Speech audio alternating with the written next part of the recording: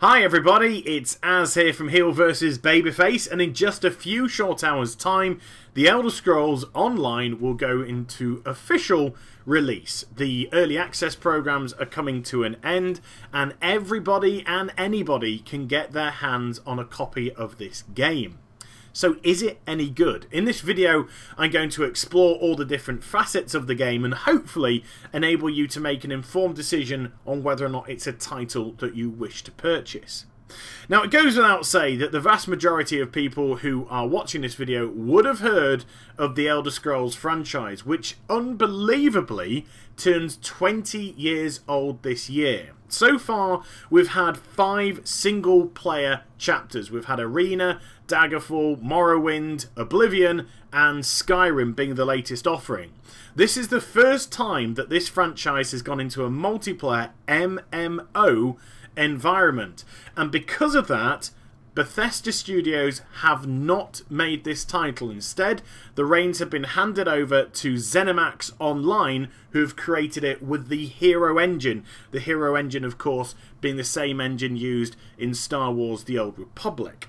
The first major decision that you're going to have to come across in the game is what race to play and what faction to put them in. If you haven't pre-ordered the game, then the race that you choose will actually force you into one of the 3 factions. And they are the Altmerry Dominion, which will consist of Khajiits, Wood Elves and High Elves.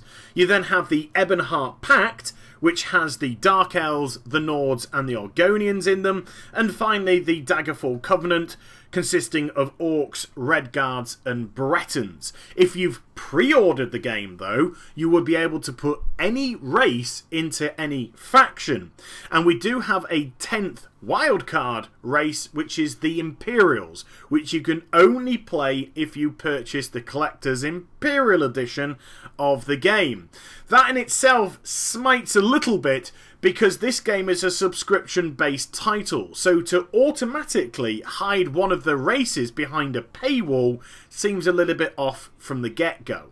Once you have decided on your race and your faction, you're then going to have to determine what class you're going to play. And don't be fooled by what seems to be a limited number, as there are only 4 classes to choose from in the game. You have the Templar, the Sorcerer, the Nightblade, and finally the Dragon Knight, because each of those classes are broken further up into 3 subdivisions, which you can pull out talents and abilities from each and all of those and create yourself a master class. On top of this, one of the beautiful things about this game is any class can wear any armor and equip any weapon you so desire. So based on this format, you can have highly customizable characters. You can have sorcerers running around in cloth light armor with staffs standing from range, or you can have sorcerers in heavy armor with a 2-handed sword turning themselves into battle mages. It's entirely how you want to play the game, and this element of decision making can lead to almighty aspects of customization. Turn level 15 though, and this takes on an even higher level of customization, as you're able to equip a secondary set of weapons. Not only that, when you flick this secondary set of weapons, you can equip a whole new set of abilities to go alongside it. I rolled a Nightblade class, and my primary weapon is a bow. I like to stay at distance, and I use the siphoning abilities to leech health and leech abilities and buffs from my foes to me. But when I turned level 15, I then decided to equip a 2-handed attack method, become an assassin, which is still in the Nightblade class, and get up close and personal and be able to do some devastating melee attacks on them as well. This allows you to seriously customize how you fight characters. You might blow all your stamina from range, but have a healthy mana pool with which to get up close and personal and smash down your opponents. Your mana goes, your stamina's regenning, you can flick back to the bow, disengage from combat and get right back into it. It is really good fun. I did, however, find the control system very clunky indeed, and it took me an awful long time to get to grips with it. I thought ZeniMax made a very strange decision when they based their keyboard mouse functionality on a PC first-person shooter as opposed to an MMORPG, which the game is, and to which marketplace it will appeal to the most. But another aspect that I found about the control system is it definitely seems to be much more suited for a control pad. This game, of course, will be coming out on both the Xbox One and the PlayStation 4 as well. The sad thing is, though, if you purchase the PC version, you will have to use keyboard mouse as it will not allow an inbuilt gamepad functionality. Graphically, the game is absolutely stunning. I've unfairly heard this game being referred to as a budget Skyrim, which I believe is an absolutely ridiculous comment.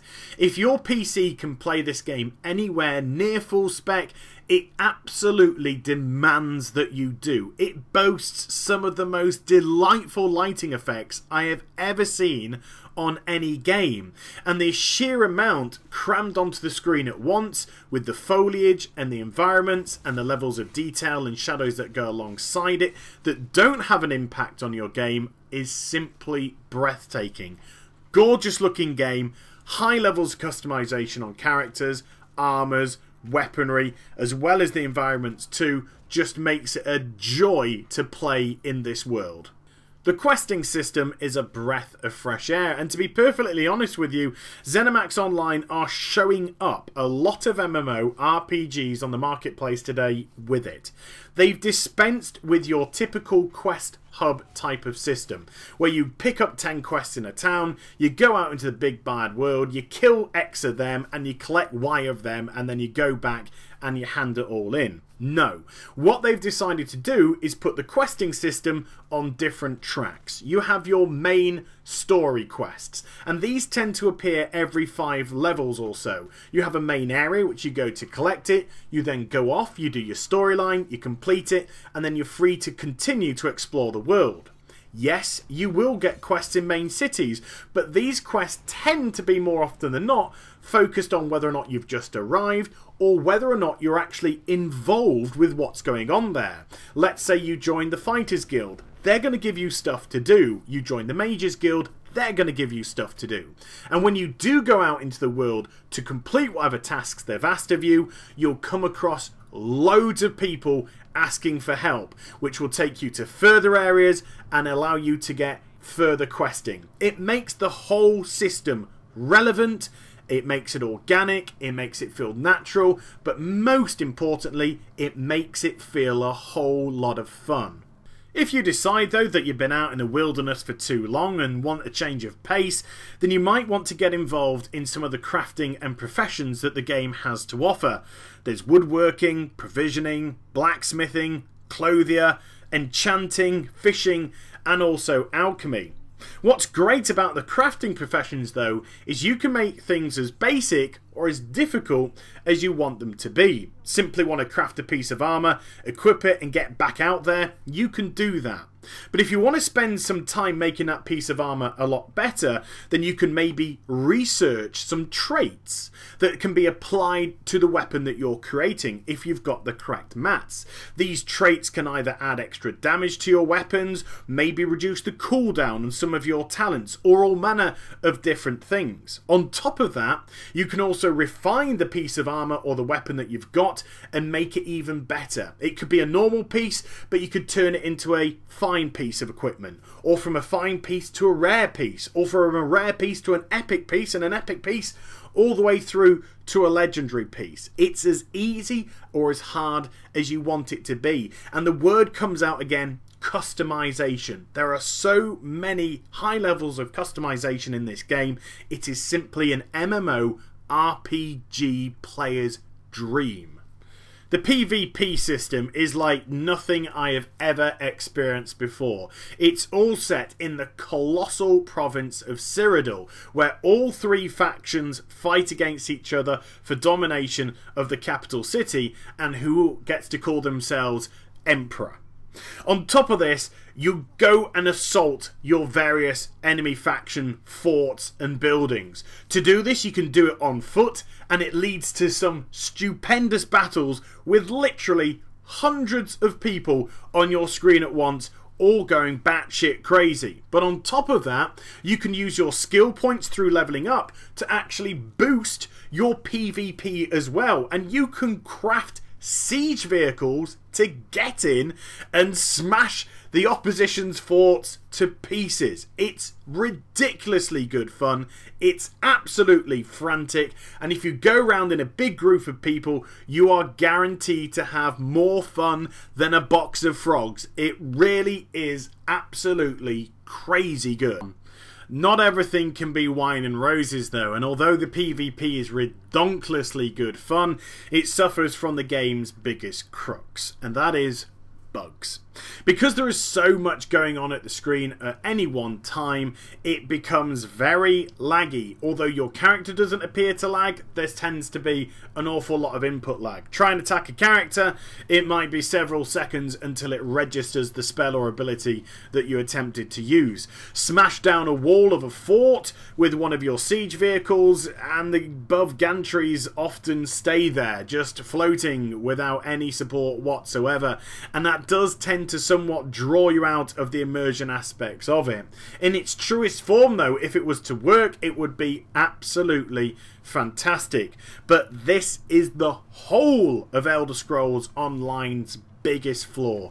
If everything worked how I've described it in today's video, then it would be a 10 out of 10 mind-blowing game. The problem is, it is absolutely bug ridden. For every bit of fun that you have in the game, something comes crashing down on you. You can't complete a quest because it's bugged, and that quest leads on to all sorts, so it actually stops your path of progression. Mobs bug, this bug, that bug. They are littered absolutely everywhere. Even already in early access, we have seen downtimes, many downtimes, fixing bugs, trying to get things ready for tomorrow's official launch. They are trying, I will absolutely give them that. The frustrating element, though, is I've participated in the beta for absolutely months, and these bugs have been inherent from there. They have had so much time to fix them that it's unbelievable that here we are simply a few hours before the game's launched and they are still in there. And ZeniMax has been in denial, and ZeniMax has also lied, saying that the client that we've been testing is a bad client, or at least a previous build, and their latest builds are all fixed. Clearly they haven't been, because the game has suffered from virtually every single solitary bug which I encountered in the beta itself. Now, I absolutely appreciate no game can release bug-free. It's simply impossible. Something is bound to go wrong. What I don't appreciate, though, is when a company knows about multitudes of bugs months in advance of that game's launch and simply does nothing about it until the final moments. It smites of a child at school that does no revision for an exam and then 24 hours before it begins thinks that they can revise and learn everything and cram it all into those final few hours. It's simply not going to happen. When this game releases tomorrow, there's going to be a lot of areas that's going to cause multiple frustrations to almighty numbers of people. They're not going to be able to progress due to client bugs, due to quest bugs, due to mob bugs, and all other manner of bugs which had littered this game. And what really kind of grates me about this is the business model that they're asking about. Because not only do they want to charge a premium subscription rate, the same as a well-established game like the World of Warcraft, but they're also asking for microtransactions as well. And before you think it's only going to be limited to vanity and stuff like that, think again. Because already one of the races, and I mentioned this at the beginning of the video, of the game has been hidden behind a paywall. You can't play the Imperial race unless you purchase the Imperial Edition. The Imperial Edition of the game here in the UK costs £90, which equates to around $150 in the US, which will probably be around $180, $190 in Canada and Australia.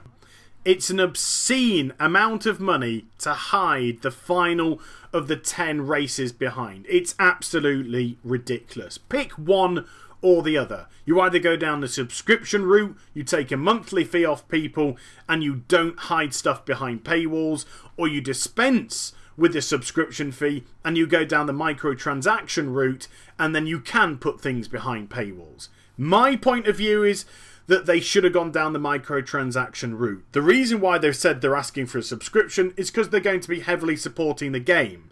Well, in my eyes, that contradicts the subscription fee. Because if they are going to be heavily supporting the game, then what they can do is they can build up content to release under a microtransaction. They're mini expansions, so to speak. But to ask for both and hide stuff when people are paying you money each month is just beyond for me. Absolutely beyond. And when the people's 30 days run out, those people that purchase the game, and then they're asked to pay a subscription fee on top of the microtransactions which they'll be asked to purchase, I see people flocking away from this title simply based on the business model that they're trying to go down.